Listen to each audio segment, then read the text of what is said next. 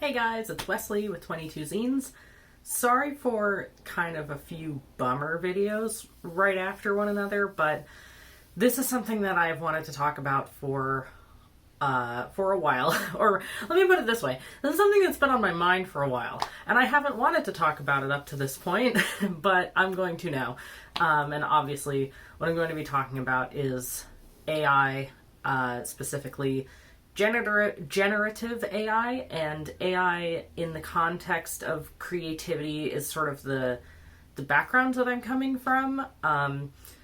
But basically, there is no basically. It's not possible to be basic with this. So instead I'll just go ahead with my with sort of what inspired me to finally make this video. 2 years ago, or rather about a year and a half ago, December 2023, I backed a Kickstarter campaign for a tarot deck, and it is called The Last of Its Kind. The tarot deck is specifically depicting critically endangered animals, or animals that are sort of considered the last of their kind, and on each individual card. The deck in the campaign did not state use of AI. At the time, it was still a Kickstarter, or it was a Kickstarter requirement. They had implemented that requirement, I think, in August of 2023, that projects that utilized AI needed to be really specific and clear about the ways in which they utilized AI. This deck in particular stated that it was hand-drawn, and it did not have any disclaimers about AI. Of course, it was something that I was concerned about, as backing tarot decks on Kickstarter is sort of a new thing that you have to be aware of. But I had every confidence that this did not use AI in any way. I received the deck and did a couple of glance throughs, but didn't give it a whole lot of attention. And then the other day, I was feeling like, okay, I want to actually finally try to use this deck for a more in-depth reading. And as I pulled a single card, I looked very carefully at it, and sort of as I was trying to connect with it, I guess, as I was looking at it, I was starting to get a little bit suspicious about whether it had used AI or not. The thing that finally made me suspicious, I don't know if it'll show up on this type of camera, but it doesn't really matter. The point is, the coloring on the elephant's toes felt a little bit weird. And I started to get that little ping of like, this feels like a particular type of weird. This looks like AI weird, which was concerning to me. And so I went through some of the other cards, and then there were a few moments of coloration where I'm like, this looks like AI coloration. At the very least, it looks like AI coloration. There's like a part here. There's probably the most noticeable on this one would be this King of Earth, King of Pentacles, where, again, it's sort of hard to see, but the sun, moon, object, it doesn't quite line up properly on this side, and it sort of the coloration sort of makes it look like this rhino has 3 legs in the back. 1, 2, 3. It had that. I had that suspicious feeling of like, this looks like it used AI. And that made me really uncomfortable. And it made me really uncomfortable in the context of this deck specifically. Given that this is a critically endangered animals deck, I feel like the negative environmental effects that AI has are really out of control. And I think that there's been a lot of discussion, especially among tarot and other creative communities, about the validity of decks as art pieces or as metaphysical tools based on whether or not they've used AI. But one thing that I've noticed tends to get a mention but kind of dismissed or put to the side of like it's not really the most important thing is the environmental impact of AI. And that is the part that is the thing about AI that tends to hit me the most, I guess, is recognizing its environmental impacts. And so I think just seeing this deck in this context that is meant to be, inspired by our most critically endangered species, and then having it be, part of an industry and making use of this tool that is actively destructive of the environment felt not just incongruent, but kind of disrespectful and kind of antithetical to the purpose of the deck. So I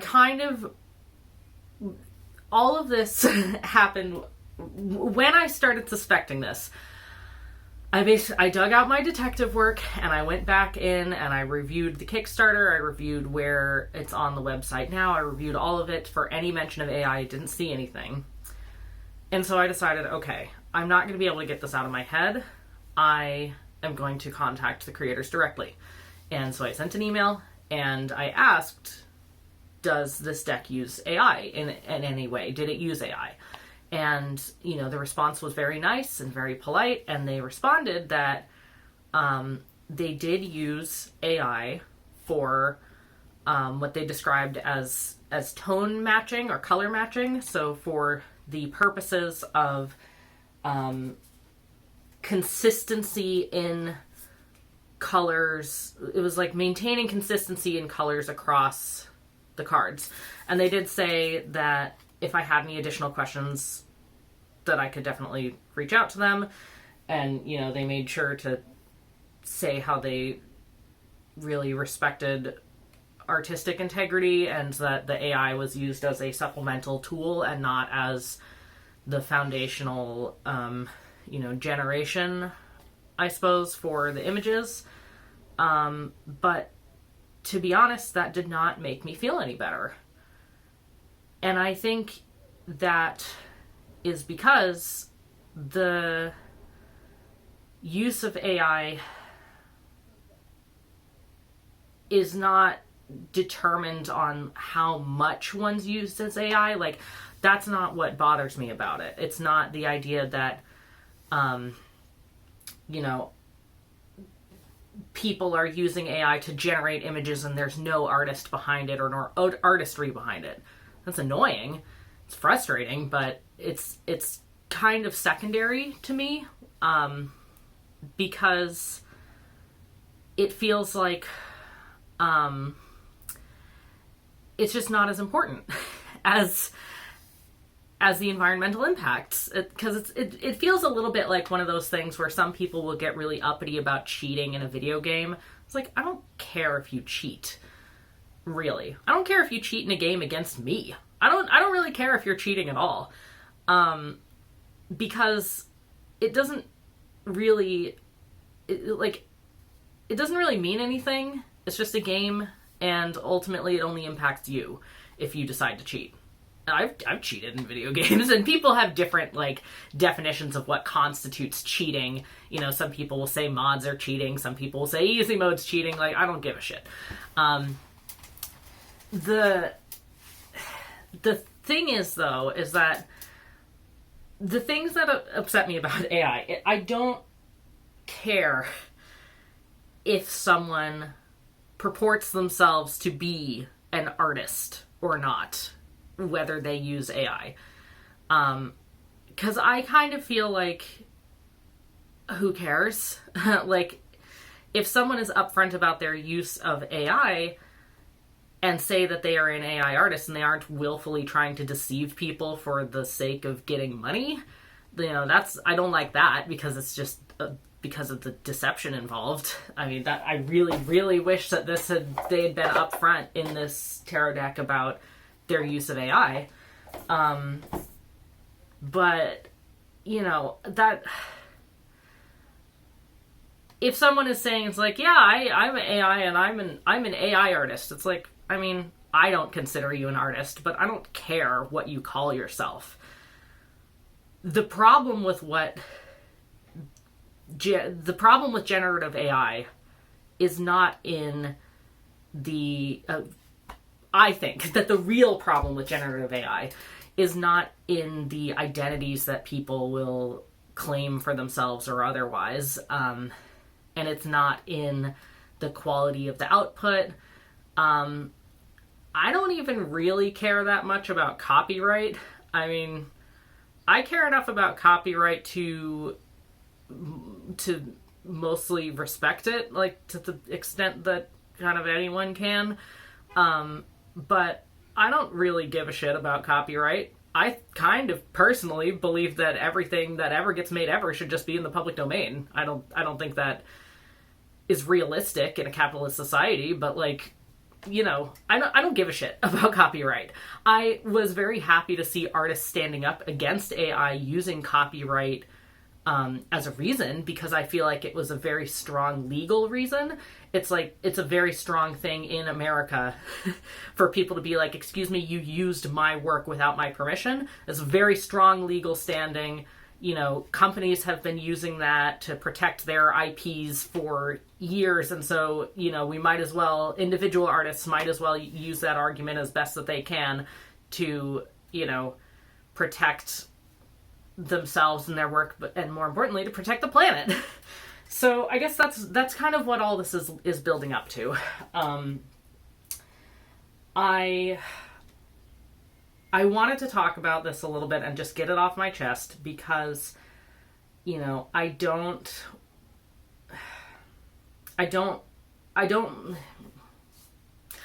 mean to make any sort of doomsday prediction. Okay, I don't think that AI is going to destroy everything. I don't think that AI is going to be the end of art, or the end of skills, or the end of innovation, or the end of whatever. I think it does. We are finding, and it seems obvious now, but we are finding that it's had some impacts on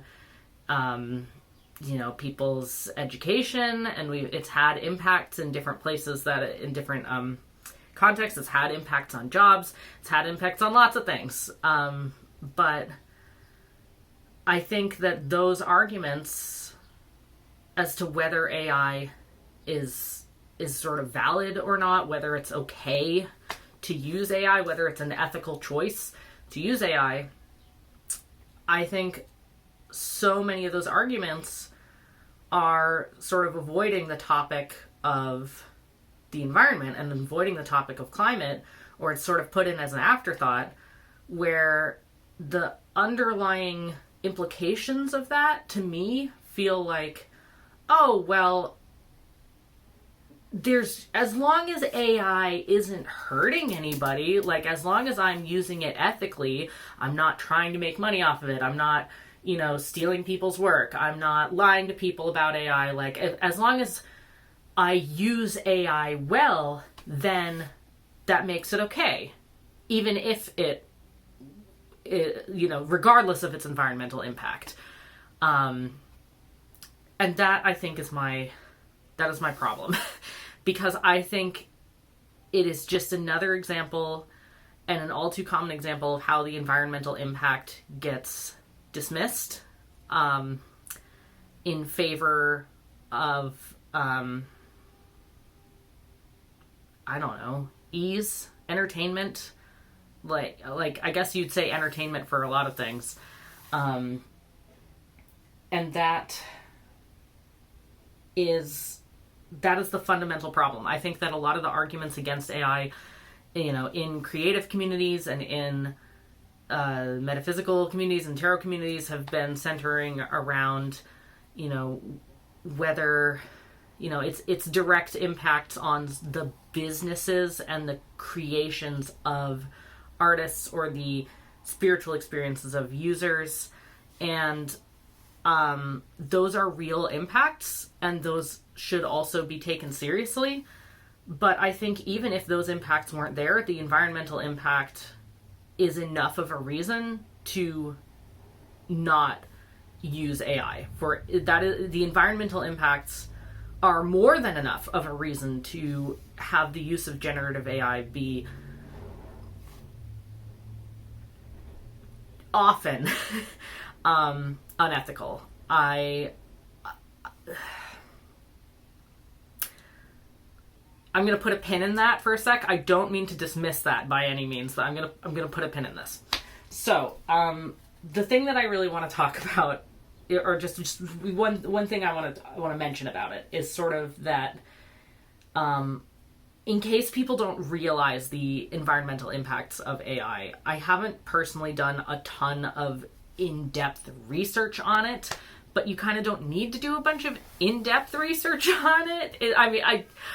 That sounds horrible, but it's sort of the things of like, it's kind of common sense. I have no reason to distrust the sources that I've seen. I'll put a couple of links below, but basically, there's sort of two components of AI. There's training, and then there's sort of the use of it, the generation of it. Training is the process of feeding information into the AI model for it to base itself off of, and for it to base its generations off of, where it's basically like, you know, I'm not going to get too far into it, but yeah. And then the generation of it, or the, you know, the day-to-day use of it, is then the output that happens. There's been a lot of talk, and especially a little while ago, it's generally kind of seen or considered that the training portion of AI, of actually feeding it a lot of information, is very environmentally intensive, which it absolutely is. It is hugely environmentally intensive. But I think that people also need to realize that the day-to-day use of AI, the casual use of AI, uses a ridiculous amount of energy. Just as a comparison, the thing that I heard that finally, like, that helped me cement it, is that generating 100 words of any kind using a generative AI, I think they used Gemini as their example, can't remember, was using the equivalent amount of water as pouring a water bottle out on the ground. Like, I think it was like 12 ounces of water. That's what it costs, the amount of energy. To generate 100 words is equivalent to one bottle of water. And that is insane to me. It's text. We think of text files as being like the smallest, tiniest files that there are, and they aren't tiny. And that's how much energy is being used to generate it. That is insane. And then the other one, slightly more recently, I think it was end of 2024, and the thing about images is that images, you think of text as being such a small file in compared to an image, and an image is a huge file. And so an image, the example that I have from that one is not about water, but it's that generating a single image, a single AI image, I think they used like 500 megabytes as their base, was the equivalent of driving 4 miles in a car. Like, that amount of gasoline. and that, so they were talking about the amount of fossil fuels that are used to power AI, basically, and generating one single image costs 4 miles worth of gasoline. That is fucking insane. That is so much waste. That is so much use. And then you think about the millions and millions and millions, probably billions at this point, of people using AI, or who have used AI, And you think about the millions of people who have used it for entirely casual, frivolous things, like things that are not advancing medical science, things that are not used for accessibility purposes, things that are just like, haha, I'm gonna make AI. You think about all the tarot decks that have been made for AI, and you think, each one of those images, in addition to all of the, environmental impacts of actually manufacturing the deck, but like you just the pure creation of the images uses a ridiculous amount of energy, especially considering that people are gonna, for a tarot deck, for example, people are gonna make multiple images. They're probably gonna make dozens, if not hundreds, of images for each card, and then pick the one that they like best or that fits it best. And for something like this, even if it's not artistically, even if it's not sort of meant to be the foundation of the art piece, you gotta presume that they are using AI to color change, color correct, or whatever for every card. That's at least 78 instances of 4 miles in a car. I can't calculate that in my head. And that's at least, it's probably more. For what? Like, for what point? For something that is just to make something look slightly aesthetically better, maybe? Except for me, it doesn't make it better. For me, it made it worse, because it just made me, because you notice it. Because now it's like this, it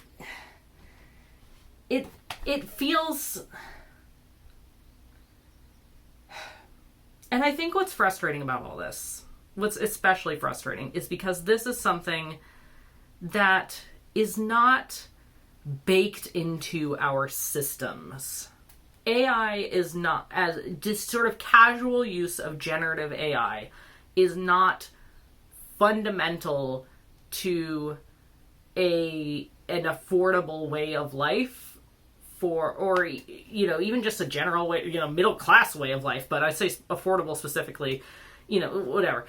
It's not baked into our model of living in America. It's sort of those things of, I will never fault somebody for, not buying, certified fair trade coffee if it would be a financial hardship for them, or in any case, because that's just something that, that's sort of been baked into our model of America right now, and are baked into this model of society, and it really sucks, but you kind of have to direct your resources where you can. And I feel like generative AI it's not baked in.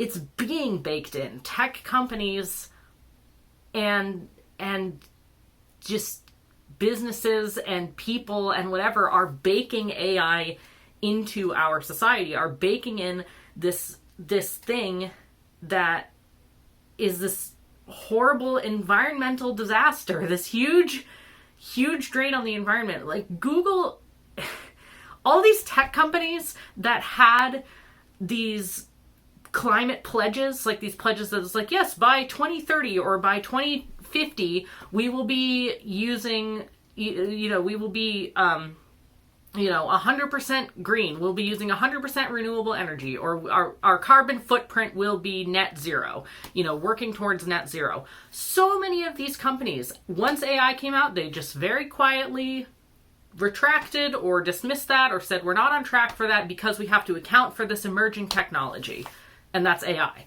And so they are spending ridiculous amounts of resources on AI because it's the next big thing, because the demand was there, and because now individuals are fueling that demand and using it. And it's like,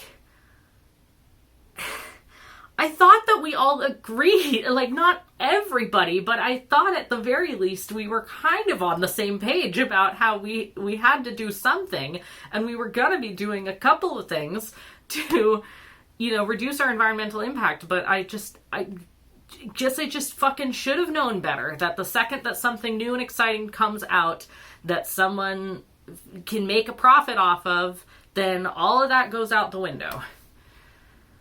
I'm getting really worked up about this because, because it's important. Because it's important. So, what do I even want to say? What I really want to say, let me get back to the pin. That pin that I put in it, that pin was about accessibility, which really, it should not be an afterthought. And I really don't mean this to be sort of my version of the environmental, well, we'll just throw that in there, like, yeah, whatever, we'll give a mention to accessibility, but whatever.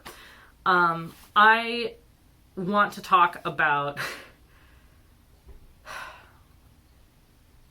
the fact that many things that were created or innovated for the purpose of access and accessibility have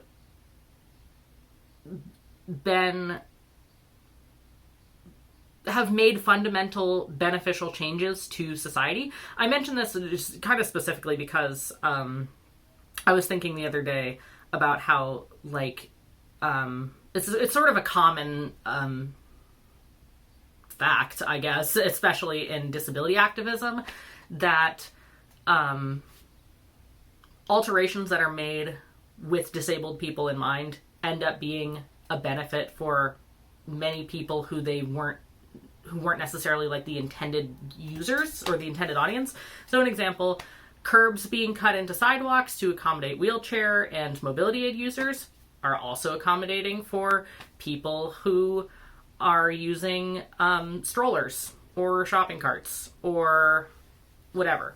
And frankly, even if they're not, even if ramps and curbs being cut into sidewalks was beneficial only for mobility aid users, that's still plenty good enough, all right? We don't need to say, oh, but don't worry, abled people can use this too, and abled people can benefit from this too. This is not that, okay? But it is saying that a lot of innovations have been made and pioneered by disability advocates that have had lasting impacts on many parts of society.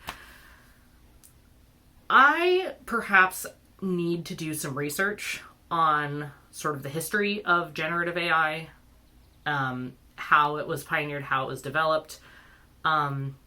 Generative AI is not as new as people claim that it is, or as tech companies claim that it is.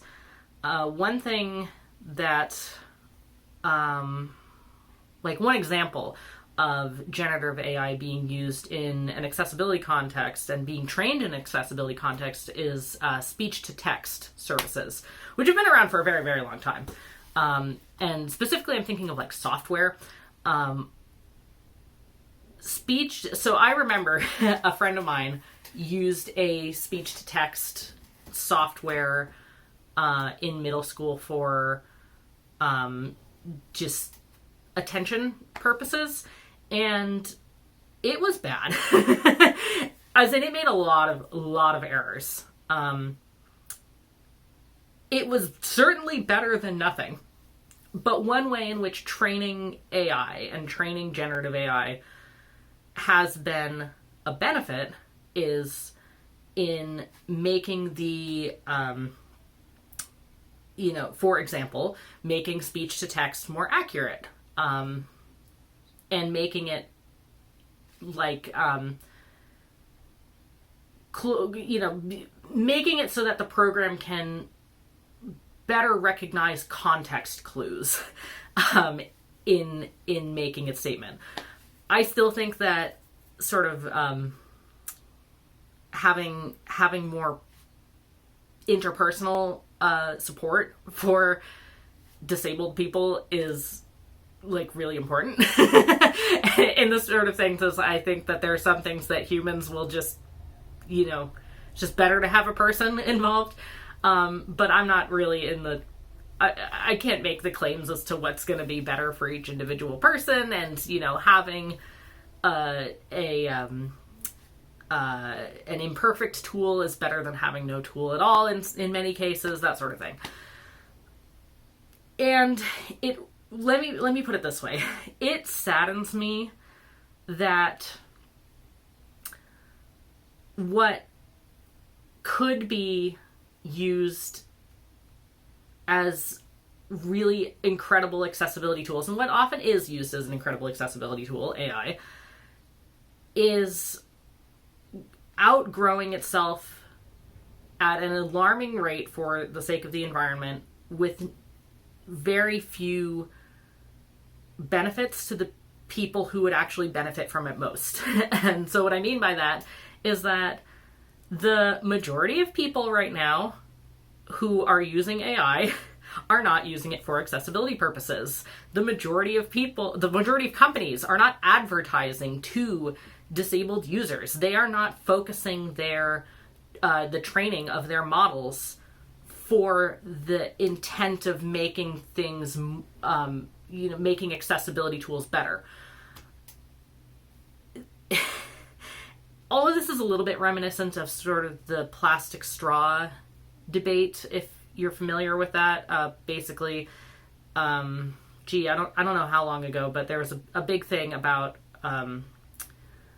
banning plastic straws, and a lot of disability advocates saying, actually, they serve a really important use for many people. So the solution is not an outright ban. And what are you doing? You haven't talked to us, basically. Like, you haven't talked to disabled communities. You haven't talked to the people actually using them.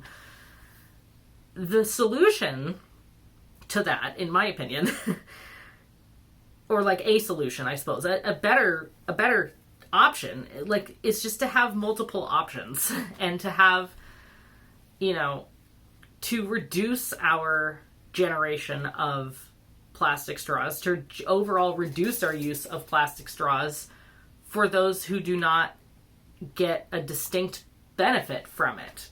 Like, for many people, plastic straws are really beneficial for being able to drink. For many other people, it makes zero difference whether they have a straw at all or not, or whether they have a straw that's plastic or paper. So on the one hand, I want to be fundamentally, like, not just respectful of, but I want to acknowledge the genuine benefits that some forms of AI have provided, and that the advancement of AI has provided for the disabled community in some ways. I also think that we should not be increasing general use of AI if it's not going to be genuinely beneficial from an accessibility standpoint. In the sense that I do not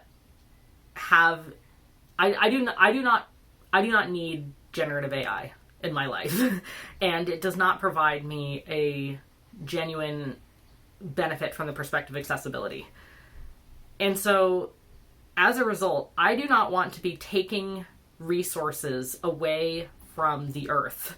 And when I say taking resources away, I don't want to be using resources. I don't want to be using up this, portions of these finite number of resources,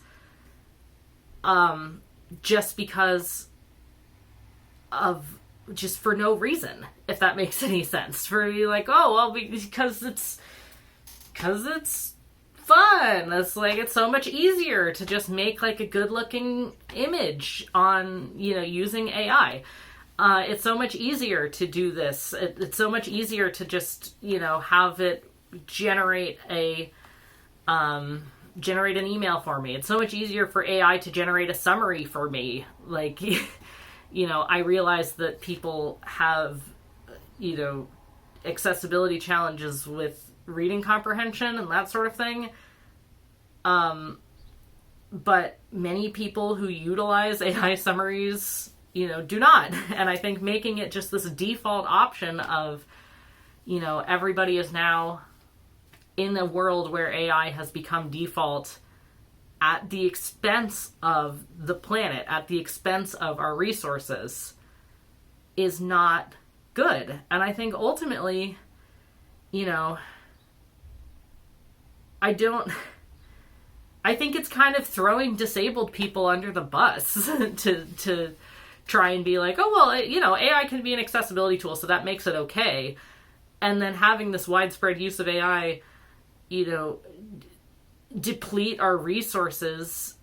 It's like, and, just thinking about who are the first communities that get impacted by depleted resources. They are often disabled communities. They are often impoverished communities. They are often, minority communities. They are often so it's, I'm getting really worked up. I really am. And I think it's just because it makes me so sad that I have been witnessing this AI boom happening at such a drastic rate in every aspect of society, ignoring the people who genuinely need it most and pushing it in favor of, higher profits and just kind of making things a little bit faster, easier for the people who don't really need it at the expense of our environment. And so, I apologize for saying this.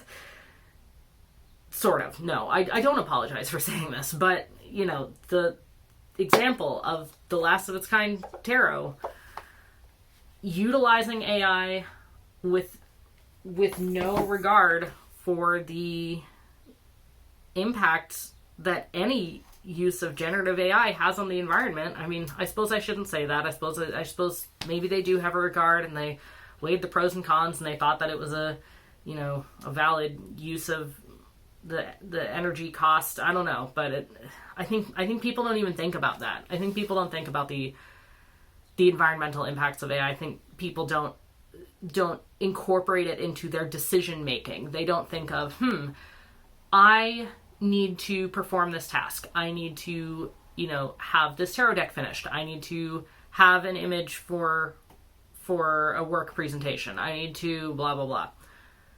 Let's consider the tools that I have at my disposal. I have,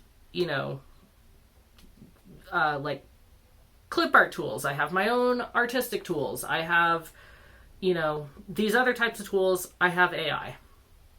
And the environmental impact of those tools, of which tool you're going to use, is just not even considered. Like it's not brought up. It's not in people's minds that like, maybe I shouldn't use, maybe I could use AI to generate this email, but maybe that's not an effective use of a bottle of water. Maybe I could use AI to generate a profile picture, but maybe that's not an effective use of the equivalent of 4 miles of gasoline. Like maybe that's not how I want to spend our planet's limited resources. And that is my statement, I suppose. That is what I have to say about AI. I really want to encourage you to incorporate environmental considerations into your everyday decision making and into your everyday thinking, and to recognize that generative AI has a very large environmental toll. So if you are using generative AI in a way that,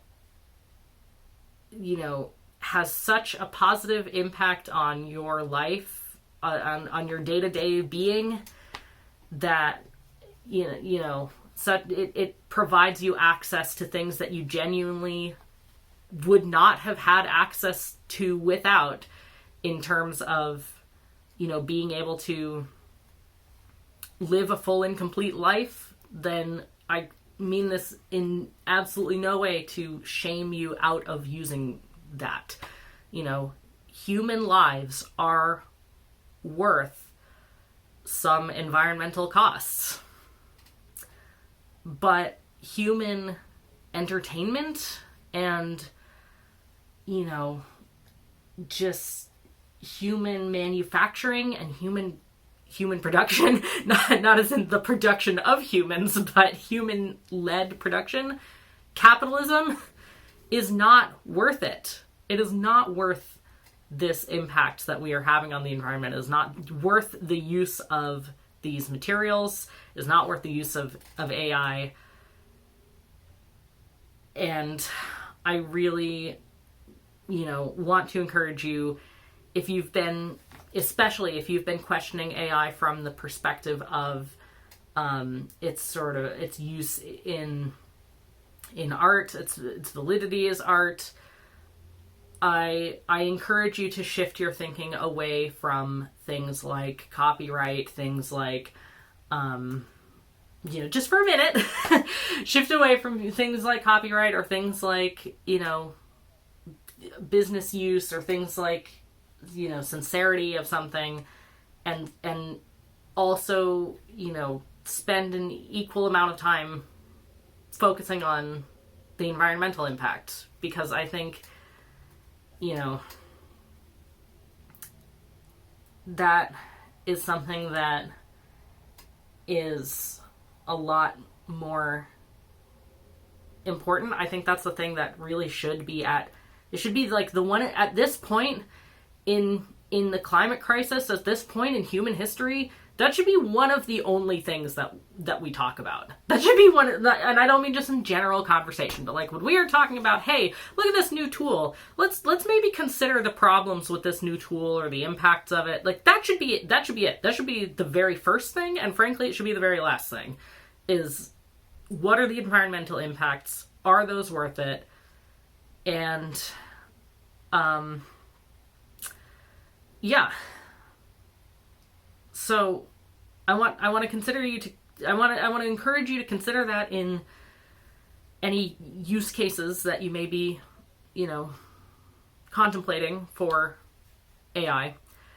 And I also really want to encourage you that if right now you do use generative AI, especially images, to really not do that. Like, please don't.